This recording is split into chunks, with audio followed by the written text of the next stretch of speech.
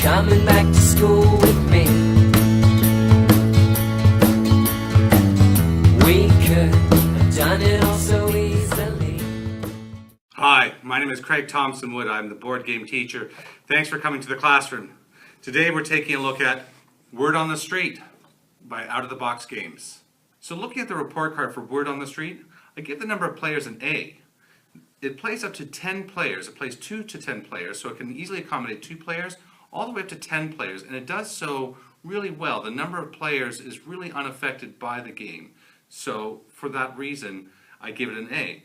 Also, because this is the kind of game that you'd want to be playing in a language period perhaps, or in a language center, and therefore 10 players is going to be plenty for that size of center. So I think this does the job perfectly for what it's setting out to do. The learning for this game, I give a B+. I think it provides the kind of repetition in the spelling that the kids will really need in order to get those words cemented into their minds, into their brains. And the way I use it is by having them use their spelling words from previous lists. So they can have all their spelling words in their agendas. And they can use spelling lists from whatever week, just look through them, and they can use the words to use in this game. And so that then gets them practicing those words from previous spelling lists over and over again through the play of this game. The time for this game is an A. This game plays, in the box says about 20 to 30 minutes, and it easily does that. So in one 40-minute period, the kids can usually play a couple games of this if they're on task and focused on what they're doing. Easily can finish one game within that time, maybe start a second. So the setup is quick, the striking is quick, the play is quick and easy, so it does exactly what it needs to do and does it in the time that I needed to get it done. So solid A for this one. Cost. I can't give it a grade. It's hard to find. It's a game that's no longer in stock. It's not being printed by the company. If you can ever find a copy of this game, I would highly recommend picking it up, whether you find it in a garage sale, Value Village, or online somewhere.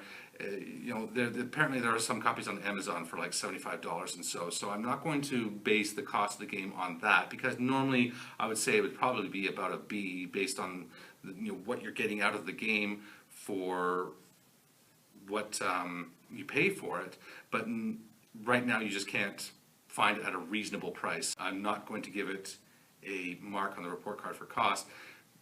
If I find that levelup.ca is able to get copies of this in, then I will put some note on the channel. But if you can ever find a copy of this game, highly, highly recommend picking it up. Just not for $75. So let's take a look at how the game is played.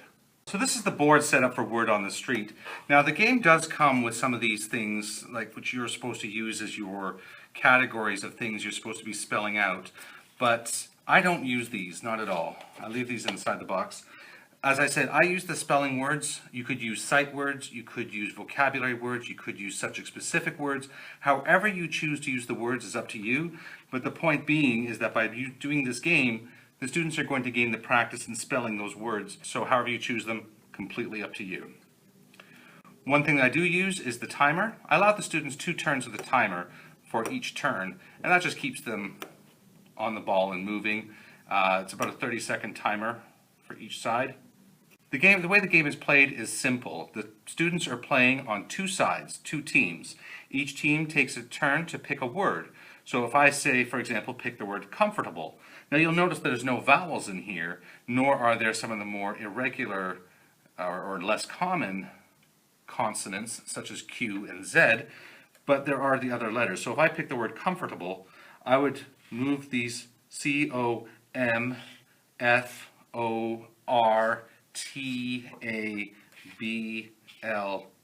So any of the words in comfortable, any of the letters in comfortable, I move over to my side of the street. Now the other team may come back and say, okay, we're going to spell the word couch. And so they have C, and now it comes back to the middle of the road, O-U-C-H.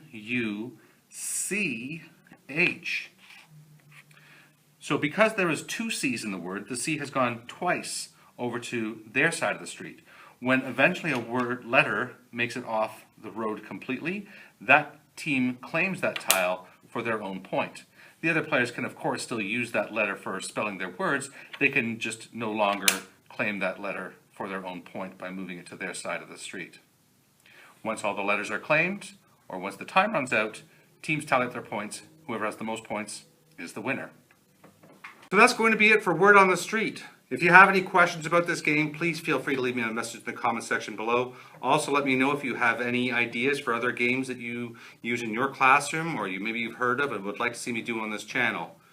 So until next time, I'm Craig Thompson Wood, the board game teacher, saying thanks for coming to the classroom.